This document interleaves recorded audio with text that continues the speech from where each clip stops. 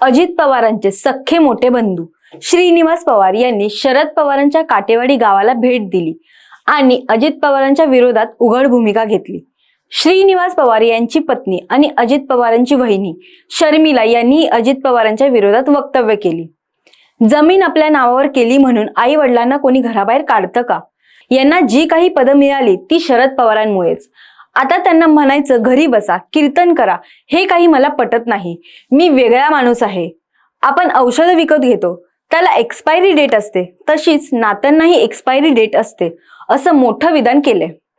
आता श्रीनिवास पवारही काका शरद पवारांच्या बाजूने गेल्यामुळे कुटुंबात तरी अजित पवारांना मोठा धक्का बसलाय। पवार कुटुंबातलं कोण कोण अजित पवार आणि शरद पवार यांच्या गटात विभागलं गेलं, या फुटीचा फायदा सुनेत्रा पवार यांना होणार की सुप्रिया सुळे यांना?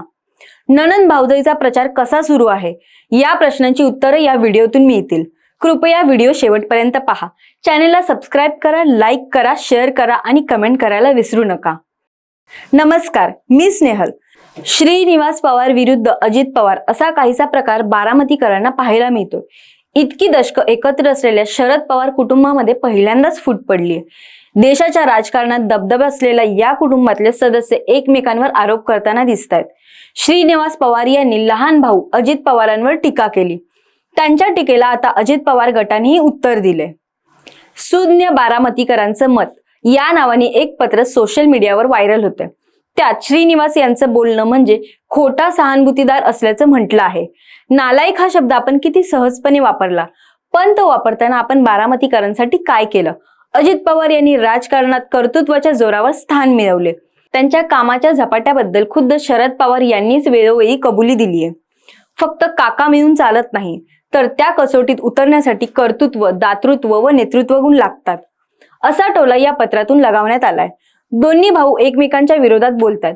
पवार कुटुंबातलं कोण कोण दोन्ही गटात विभागलं गेले, कोण आहेत श्रीनिवास पवार, त्यांच्या या भूमिकेचं सुनेत्रा पवार आणि सुप्रिया सुळे या नणंद भाऊजाईच्या लढतीत कोणाला फायदा होईल किंवा तोटा होईल, हे पाहूया। मोठा भाऊ श्रीनिवास पवार अजित पवारांच्या विरोधात गेल्यामुळे अजित पवारांना मोठा धक्का बसलाय। अर्थात राजकीय दृष्ट्या या घटनेला फारसं महत्व नाहीये, कारण श्रीनिवास पवार हे राजकारणात काही सक्रिय नव्हते। पण कुटुंबातला आणखी एक सदस्य अजित पवारांच्या विरोधात गेल्यामुळे त्यांना बसलेला धक्का वैयक्तिक स्वरूपाचा आहे। कोण आहेत हे श्रीनिवास पवार आणि त्यांच्या विधानाला एवढं महत्व का दिलं जाते? तर श्रीनिवास पवार हे एक उद्योजक असून त्यांचा शरयू ग्रुप कृषी, ऑटोमोबाईल, रिअल इस्टेट, डीलरशिप आणि सिक्युरिटी सर्व्हिसेस असे त्यांचे उद्योग आहेत।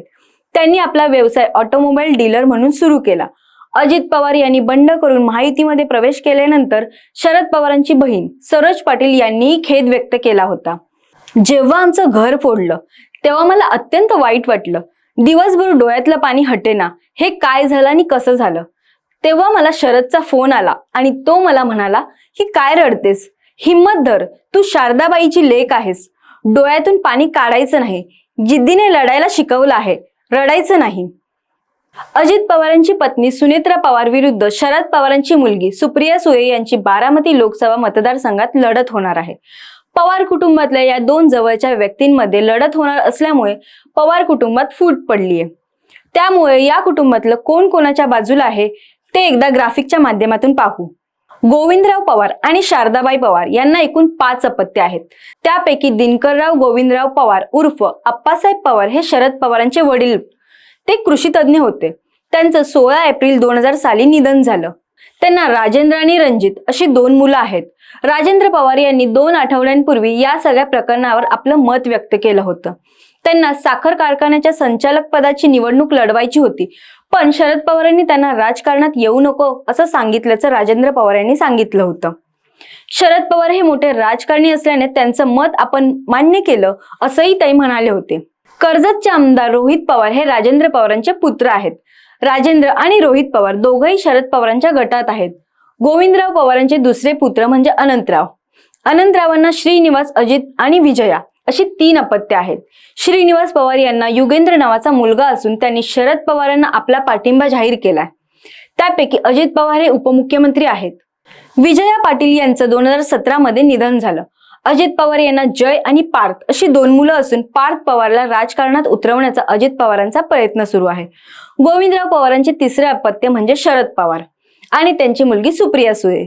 शरद पवारांचे धाकटे बंधू प्रताप पवार आणि त्यांचा मुलगा अभिजित पवार हे सकाळ माध्यम समूहाचे मालक आहेत. दोघांचाही राजकारणात हस्तक्षेप नाही, मात्र दोघंही शरद पवारांच्या बाजूने आहेत असं म्हटलं जातंय. शरद पवारांची धाकटी बहीण सरोज पाटील या देखील शरद पवारांच्या बाजूने आहेत. थोडक्यात काय तर पवार कुटुंबात अजित पवार, त्यांची पत्नी सुनेत्रा पवार, मुलगा पार्थ पवार आणि जय पवार जर सोडले तर उरलेले सर्व सदस्य हे शरद पवारांच्या सोबत आहेत. आता पाहूया सुनेत्रा पवार आणि सुप्रिया सुळे यांचा प्रचार कसा सुरू आहे. दोघींच्याही फेसबुक पेजवर नजर टाकली तर त्यांच्या प्रचाराचा अंदाज येतो. शरद पवार हे अनुभव पणाला लावून जुन्या नेत्यांना अगदी त्यांच्या विरोधकांनाही भेटून पाठिंबा मिळवत आहेत. सुनेत्रा पवार या दौंड मतदारसंघाचे आमदार राहुल कुल यांच्या पत्नी कांचन कुल यांच्या आत्या आहेत. सुनेत्रा पवार यांना सगळ्यात आधी त्यांचीच भेट घेतली होती. कांचन कुल यांनी सुप्रिया सुळेंच्या विरोधात निवडणूक लढवली होती. सुनेत्रा पवार यांनी मतदारसंघातल्या राजघराण्यांच्या सदस्यांना भेटायचा सपाटा लावलाय. शिवाय त्या महिला राष्ट्रवादी काँग्रेसचंही काम बघत असल्याने त्यांनी महिला कार्यकर्त्यांना गोळा करायला सुरुवात केली. सुप्रिया सुळे यांच्या प्रचाराची भिस्त शरद पवारांकडे आहे. निवडणुकीतले राजकीय डावपेच शरद पवार खेळत आहेत. त्याचाच भाग म्हणून ते अनंतराव थोपटेंना भेटले, संभाजीराव काकडेंच्या कुटुंबियांना भेटले. हे दोघंही शरद पवारांचे पारंपरिक विरोधक आहेत. तरीही पवारांनी त्यांची भेट घेऊन सुप्रिया सुळेंसाठी त्यांचा पाठिंबा मागितला आहे. सुप्रिया सुळे यांची भिस्त प्रत्येक घरात जाऊन भेट देण्यावर आहे. कार्यकर्त्यांच्या घरी जाणं असो, मतदारांच्या घरी जाणे, त्यांच्या बैठका घेणे यावर त्यांचा भर आहे. संपूर्ण देशाचं लक्ष लागून राहिलेल्या या मतदारसंघातली निवडणूक खूपच चुरशीची आणि अटीतटीची होणार यात वादच नाहीये. देशातला मीडिया, मग तो राष्ट्रीय असो की प्रादेशिक, मल्याळी असो की बंगाली, सगळ्यांचं लक्ष या मतदारसंघाकडे लागलेलं आहे. त्यामुळे 4 जून रोजी मतदार पेटीतून बारामतीकर कोणाला निवडून देतात हे पाहणं औत्सुक्याचं ठरेल. तुम्हाला हा व्हिडिओ कसा वाटला ते नक्की कळवा. कृपया चॅनलला लाईक करा, शेअर करा आणि बेल आयकॉनवर क्लिक करा. धन्यवाद.